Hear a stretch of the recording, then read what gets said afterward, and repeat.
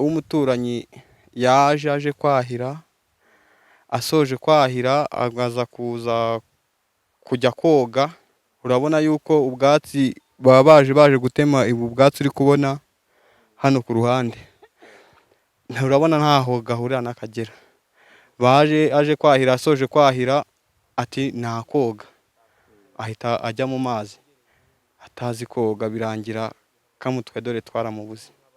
Ni umwana wari umusore, yari afite imyaka 19.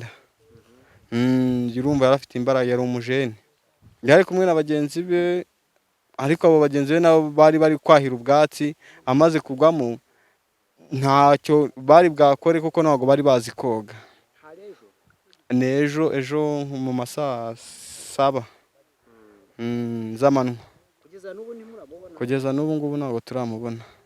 Yari yashoje uwa gatatu segondari. Rwadutunguye n'ubu ngubu ntabwo tumeze neza, uturebye agahinda katwishe pe. Inzego z'umutekano twabizimenyesheje, zabimenye nazo zaje, usibye ko ubu ngubu nyine batarahagira mu kanya baraba bahageze. Bari buze kudufasha. Isomo bikwiye gusiga hano hantu niko twakirinda kujya tujya mu Kagera nta bwirinzi twambaye. Urabona umuntu akajya aza hano ku Kagera, ariko mwago bigasaba yuko yaza ku Kagera ubuyobozi bubizi. Niwe wa mbere uguye mu Kagera hano, ariko abenshi bakunda gutwarwa n'umwuzuri. Aka Kagera mu gihe cy'imvura karuzura kakamena. Mu karere ka Ngoma haravugwa urupfu rw'umwana w'umuhungu uri mu kigero cy'imyaka 19. Uyu mwana w'umusore bivugwa ko yagiye koga mu Kagera akaza kuhasiga ubuzima. Uyu Ntezimana Jean Claude wo mu mudugudu wa Mutukura, akagari ka Kibera, ni mu murenge wa Mutendere ho mu karere ka Ngoma.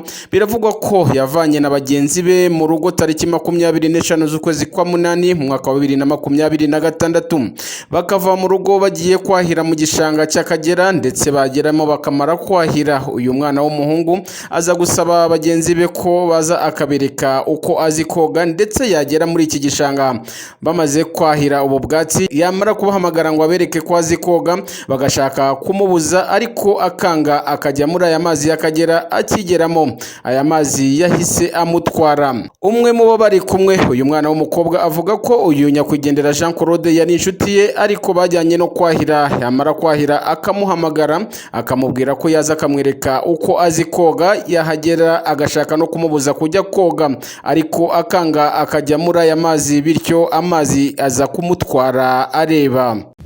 Twagize ikibazo mu murenge wa Mutenderi, mu kagari ka Kibara, umudugudu wa Mutukura.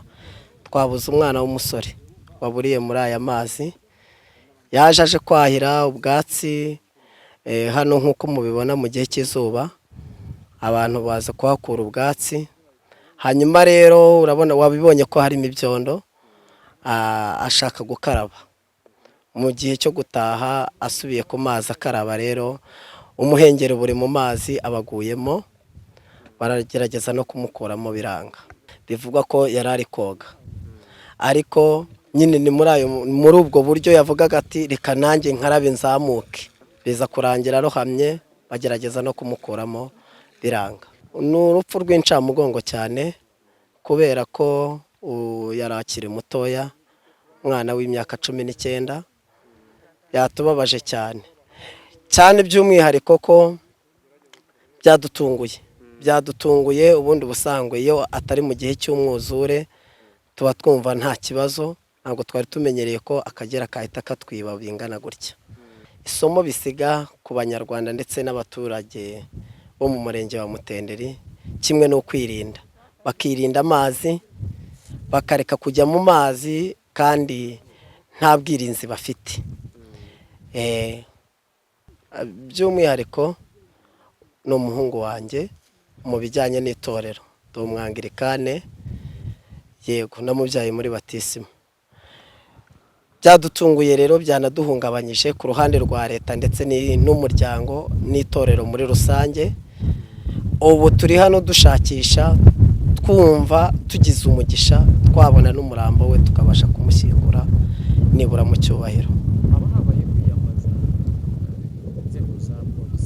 Yego twabikoze kuko inzego z'ubuyobozi bw'akagari nazo zari hano, zari kumwe n'inzego zo ku murenge, bose bari bahari kugira ngo badufashe muri iki kibazo twahuye nacyo. Turacyategereje, twahuye n'ikibazo cyo kuba nta musare ushoboye kuba yajya mu mazi ngo adushakishirize, ni nayo mpamvu ubona duhagaze ahangaha twihebye, ariko turacyafite ibyiringiro ko aho tuza kumubonera biri buze gukunda.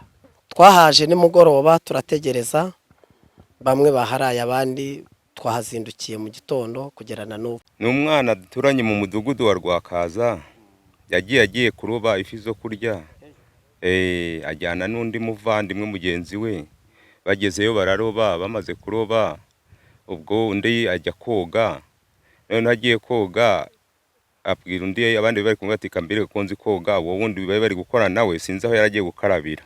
Ubwo noneho umwana aroza amaze kugeramo hagati mu mugeri, abaho hakuno bari guca ubwatsi, baravuze bati wa muhungu aragiye, bahamagara wa wundi wagiye gukaraba ati nyabuneka banguka uhagere dore wa muhungu aragiye. Undi ahita amanukamo mu mazi, agezemo abashije kumukuramo amurusha imbaraga aramurekura, kuko nawe yaragiye ko nawe yamukuragamo none agashaka kumusunika kumukurura mujyanamo nawe. Twebwe rero twari dutuye ruguru ku muhanda, ubwo rero nimugoroba nka 10:00 hari abana baceho bari kuvuga ati umwana wo kwa runaka aguye mu mazi. Nge ntabwo nari mbaza amazina, kuko umwana naramubonye aza gutora ahantu telefone hacagingaga mu yindi minsi.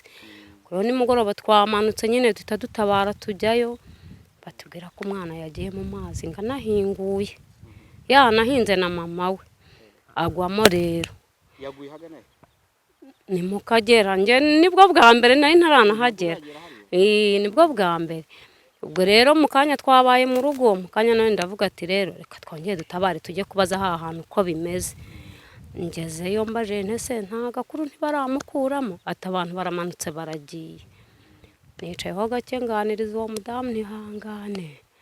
Ubwo rero bano bantu baciyeho baza aho mu rugo, numva baroze ngo tugenda, bate se mu gihe kukagera ngiye, nanjye reka tujyane. Nuko nguko nje. Ni umwana turaturanye n'inzu ku yindi. Ni umuhinzi ntacyo yakoraga. None se ubu koko uru rupfu ntabwo twakiriye neza, urabona twacitse intege. Guhera ejo 8:00 twabuze umuntu, tukaba tugeze amasaha tutaramubona. Niba turamubona nta n'ibyo tuzi, twashaba ubufasha bwo kugira ngo badufashe uyu muntu tumubone. Ibintu birasiga isomo nkatwe mu babyeyi, ni ukuba maso. Ubwo nyine umuntu wese ufite umwana akajya amurebera hafi, akamubuza kongera kugaruka hano ku Kagera. Umuyobozi w'akarere ka Ngoma Madamu Niyonagira Anatali avuga ko bababajwe n'urupfu rw'uyu mwana w'umusore, ariko nanone aburira anibutsa ko abantu bose bajya kwahira mu gishanga bagomba kugenda bigengesereye, bityo rero akaba abagira inama yo kutishora kujya mu mazi batabifitiye uburenganzira. Ubwo twari muri uyu murenge, bamwe mu baturage bari bagitegereje ko uyu nyakwigendera Jean Claude yazaboneka, cyane ko yarataraboneka, aho bavuga ko bagitegereje byibura mu minsi 3 cyangwa mu masaha kugira ngo barebe ko uyu nyakwigendera yaza kuza hejuru y'aya mazi. Ariko bamwe muri bo bavuga ko nta cyizere bafite, cyane ko batekereza ko aya mazi yaba yamutwaye. Umurenge wa Mutendere ho mu karere ka Ngoma. Iyi ni Kigali 500 TV, ndi Hassan Nyawe. Dusubire mu biganiro byacu by'ubutaha, ndabakunda cyane.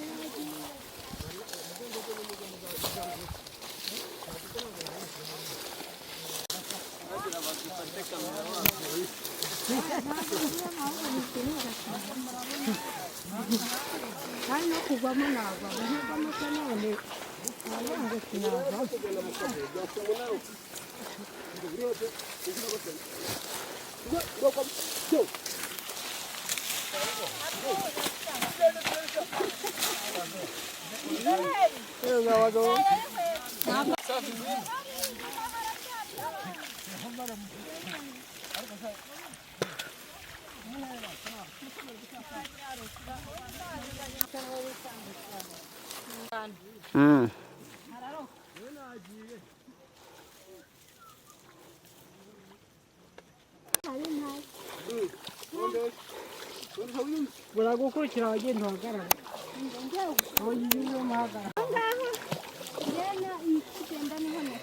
uyu munsi amakuru muyatanye mazima kubona abantu bagana gutya mu bifungo nimutatugura n'ubushara mujyane n'akazi kanyu.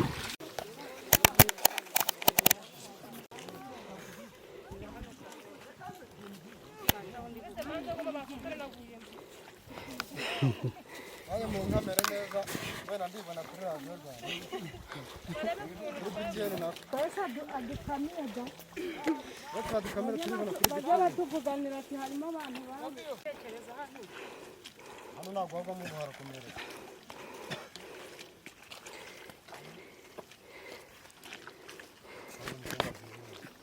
Wa mukobwa inyuma iri we. Mukobwa uri siya inyuma. Ajya ngo kugenda mu neza muri kamera batagufata. Kandi nuko mujya musigara inyuma re.